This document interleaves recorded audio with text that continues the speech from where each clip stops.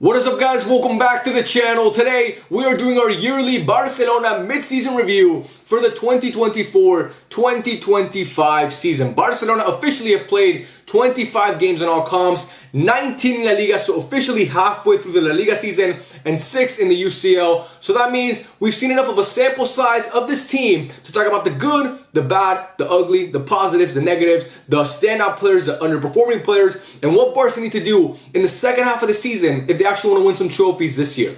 Because this season for me as a Barca fan has been as up and down as any season I can remember. It's been one of the most confusing seasons I've ever watched as a Barcelona fan, honestly. Because in one competition that we struggle historically, especially for the past 10 years, the UCL, we've been dominant. I mean, we've been the second best team in the UCL so far this season.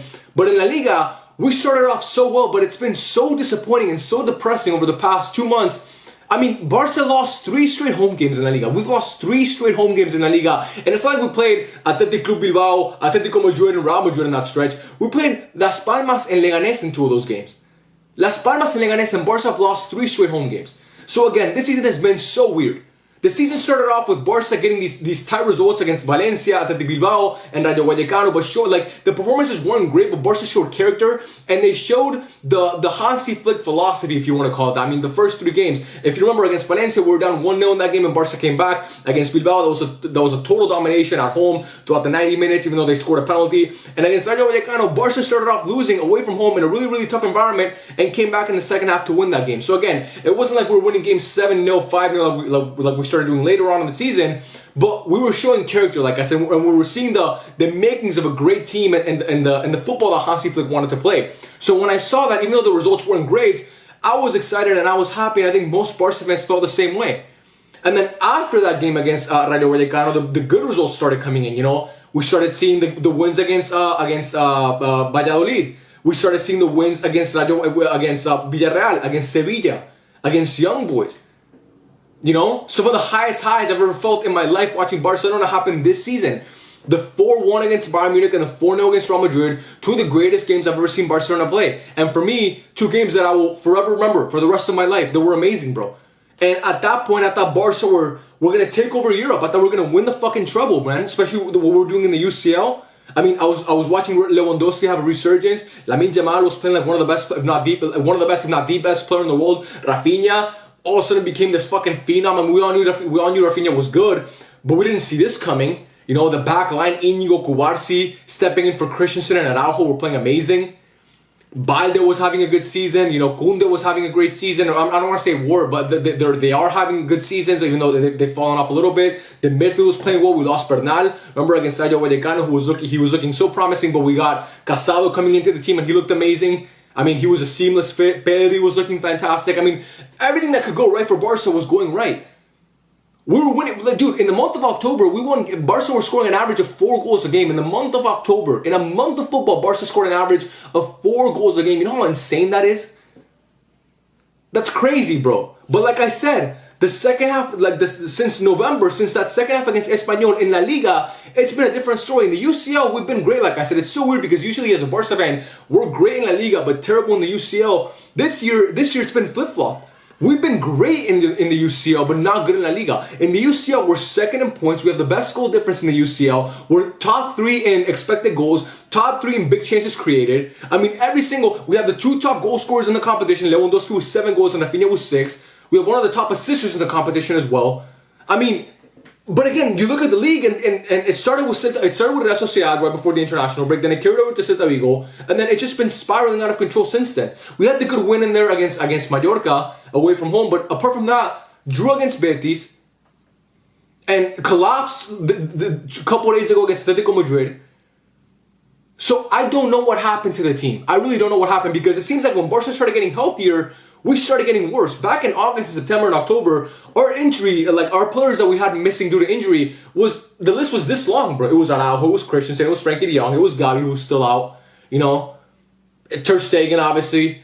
Like, all these players that were just missing, they just weren't part of the squad, but Barca were still performing, and they were overachieving, in my opinion, with that squad. So we all thought, once Hansi Flick gets these players back, once he gets Frankie de Jong back, once he gets Gavi back, once he gets Araujo back, once he gets Christensen back, once he gets this deeper bench, and we have a bigger squad, I mean, this team's going to run through Europe. Because like I said, we weren't making that up.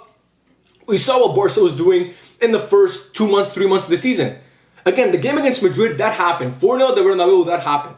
The game against Bayern Munich, that shit happened. The game against Valladolid, the 7-0, that happened. The game against Sevilla, that happened. The game against Villarreal, all these games were Barca, the young boys, all these games, I mean, Red Star, we saw it, bro. We saw the makings of, honestly, one of the best attacks in football history.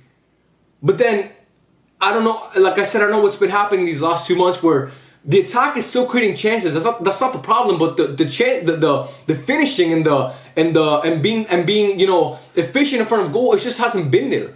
And again, I don't know what happened with this team. I don't know what happened in the second half against Espanyol, because the first half against Espanyol was domination. But in the second half against Espanyol, everything changed. Lamine Yamal missed a couple games here and there, and we started hearing about Yamal dependencia, which it's a very real thing. Even though we saw against Atletico Madrid, without Lamine Yamal, Barca played one of their best games of the season, even though they lost. I really believe, I feel confident saying that game against Atletico Madrid was one of Barca's best games of the season, because, they were in complete control of one of the best teams in Europe, in my opinion. That midfield was bossing everybody around. And like I said, bro, I say all that to say, it's just been so up and down because the highs have been so high, but the lows have been so low. I mean, the win against Madrid was as high as you can get, and the win against Bayern was as high as you can get. But then the loss to Las Palmas and the loss to Atletico and the loss to Leganés, those were as low as you can go, especially at home. So I don't know how to rate this Barca season. If you would have asked me to rate this Barca season back in early November, I would have said it's a 10 out of 10. It's one of the best seasons I've ever watched as a Barca fan. We're gonna go win the sextuple. But again, that's me being dumb, and that's me being overly optimistic in my team. Everybody's trolling me in my comment section, and rightfully so. They have every right to troll me, talking about how we Barca fans were celebrating the league title in October. And you know what? Real Madrid fans, Atletico Madrid fans, you have every right to make fun of me and make fun of us Barca fans that felt that way, because we look stupid now. There's egg on my face. Luckily, that's the only thing that's on my face. Nothing else. I mean, only egg on my face. But there's egg on my face after making that prediction, because I didn't think Madrid was going to come back and turn it around. And I was like, oh, Barca have like a 9-point lead or something in October. And the way that they're playing, they're not going to lose this shit, especially with the way Madrid was playing. I didn't think that Madrid was going to turn it around and Barca was going to collapse. But that seems to be what's happening. Real Madrid look as good as they have looked throughout this whole season, and we look as bad as we have. And that means that now we're sitting in third place.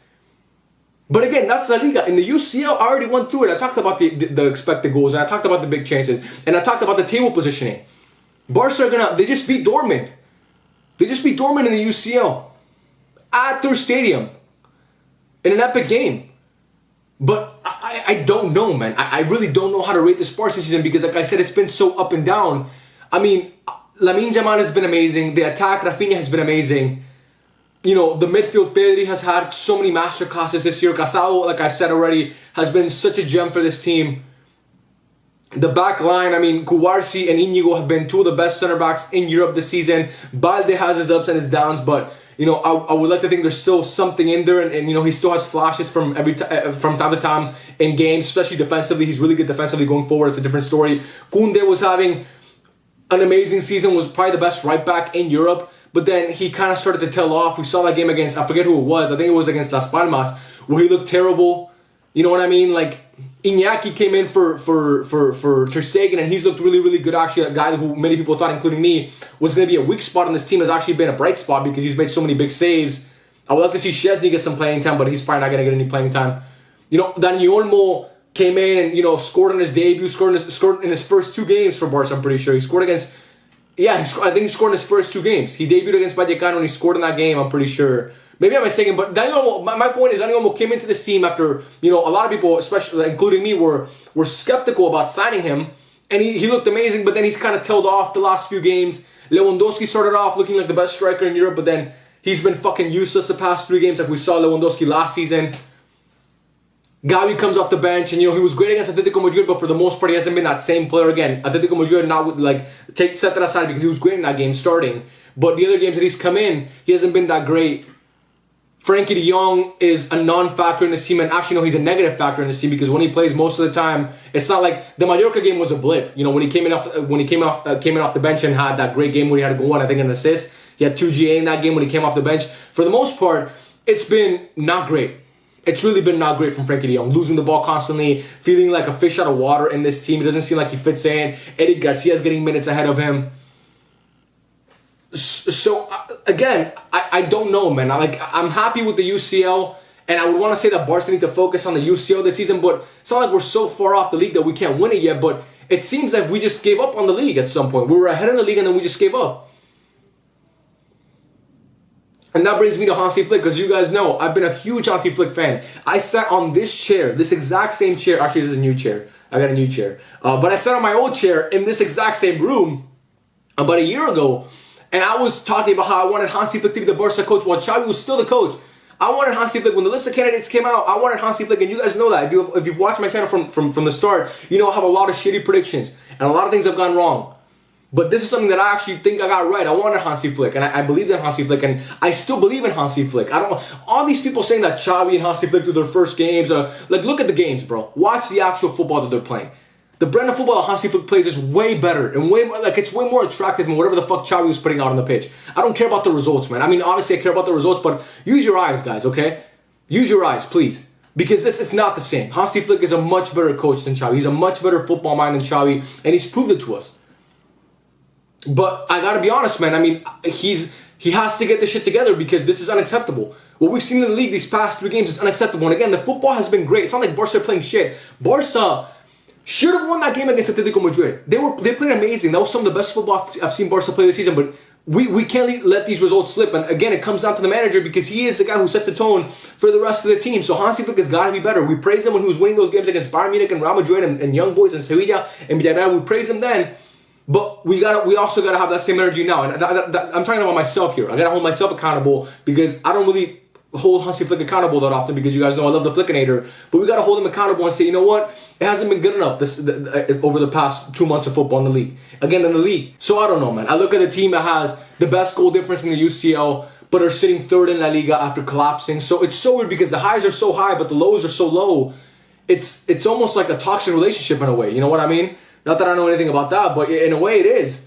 Because the highs are so high, but then when it gets to the lows, you feel so like fucking, like, I don't know, man. It's frustrating to watch as a fan, honestly. But I'm happy, because for the most part, I would say this so far this season has been a success. If I have to rate this season, the mid-season, so far, Barca throughout the first 5 months, I would give it a 7 out of 10, because I think the highs have been so amazing, man. And we see the foundation of a team that we already saw the potential, like, we already saw the heights that this Barca team can reach. Like, we didn't make that up, you know what I mean? So if we can see those heights again in the UCL, because I think this team has a chance to win it. We might play Real Madrid again. We're going to play them, obviously, again in the league, but we might play them in the Super Cup final. We might play them in the UCL. And we saw what we can do against Real Madrid. So I still have faith in this team. You're not going to see me sit here and talk about how this team is finished and call the season off, because I don't believe that whatsoever. First of all, I'd be stupid to say that, because we're sitting 2nd in the UCL and 3rd in La Liga, still very within reach of winning it. But, you know, like, my point is, I believe in this team still. I believe in these players still. I believe in Lamine Yamal. Once he gets healthy and he comes back into this team, he's gonna play like he was before he got injured. I believe in Rafinha, who, granted, he didn't have the best second half against Atletico Madrid, but I believe in what I've seen from him this season, and I believe that he's gonna get back to being that guy that we've seen, because he hasn't fallen off. He's been one of the best players, if not the best player in Europe this season. That's a fact. I don't really believe in Robert Lewandowski, to be completely honest with you guys. I know a lot of you guys think I have an agenda against Lewandowski, and I don't. I just don't think he's that same player, and I think guys like him usually tend to peak at the start of the season, and then they tail off towards the end because of age. I mean, it's natural. He's a 36-year-old man who's played football for the past 15 years every single year, so I don't expect Lewandowski to continue what he's doing, and I would love for us to sign a replacement at some point. But again, that's probably not going to happen. I still believe in Pedri. I still believe in Casado. I still believe in Frankie de Jong. I still believe in Gavi. I believe in all these guys. I believe that Araujo's going to come back from injury and be the same Araujo that he was before he got injured. I believe in all these guys, man. I believe in this team, and I believe in the coach. So I believe that this team is actually going to make something happen this year. I believe Barca are not going to finish the season trophyless. But if you want to turn it around the second half of the year, the intensity's got to be better, because that's something that we did so well at the beginning under Hansi Flick, and it seemed to have fallen off. The finishing has got to be better, because I bit us in the ass last year under Xavi, and it's biting us again in the ass this year. And we have to get more production up front from our striker, in my opinion. We have to get better displays defensively at times, because sometimes this team concedes too many chances. So that's my thoughts on this year's Barcelona so far. I think the highs have been super high, but the lows have been super low. Like I said, we started off the season not winning by these outstanding margins, but we were winning and we were showing character. And then we started picking it up and winning by 5 goals, 7 goals, 4 goals, 3 goals every single game, and we were peaking. But part of me is afraid that we peaked too early, but I don't believe that we did. I really don't believe that Barca peaked too early. I believe that this Barca team in the second half of the year can make something happen. I believe this team has to add, if this team wants to get to the next level, we gotta add a true left winger. Because a lot of times when we don't have Lamine Yamal, we're forced to play Fermin Lopez out there, who, bless him, he's not a left winger. And honestly, I don't like what I've seen from Fermin this season. Dani Olmo's not a left winger. You know what I mean? And you're compromised. But if you had a guy like Rafael Leao, who's my fucking dream at Barcelona, but if you we might not get, but if you had a guy like fucking Nico Williams, anybody, a true left winger, it looks a lot different. But we don't have that right now. You know what I mean? So I think that's something that this team needs to add. Probably not they're not going to add it in December, but in the winter transfer window, but in the summer, that can help a lot. But yeah, I mean, that's basically what I have to say about Barca so far this season. It's been the game against Bayern, the game against Real Madrid, two of the best games that I've ever watched in my lifetime being a Barcelona fan. I've been a Barca fan for a long time, as you guys know. They were amazing, man. That getting that monkey off your back and finally beating Bayern Munich, and not just beating them, but obliterating them in that fashion was amazing. Beating that super team in Real Madrid, who everybody thought was going to just run away with the league, and for us to go in there, for them to go in there in the Bernabeu and to score 4 past them, it was just amazing. But again, Leganés and Las Palmas were terrible. So I don't know, man. That's my thoughts on Barca so far this season. You guys let me know what you think, what you've thought of the team so far. Are you optimistic going into the second half of the year? Are you pessimistic? What do you think Barca need to change in the second half of the year to actually win some titles? You know, do you think there's a lineup change that needs to happen? Do you think there's a personnel change that needs to happen? What do you think it comes down to? And yeah, man, let me know your thoughts on everything Barcelona. I'd love to hear it. And I love every single one of you. Thank you so much for watching. And I'll catch you guys on the next video. Peace out.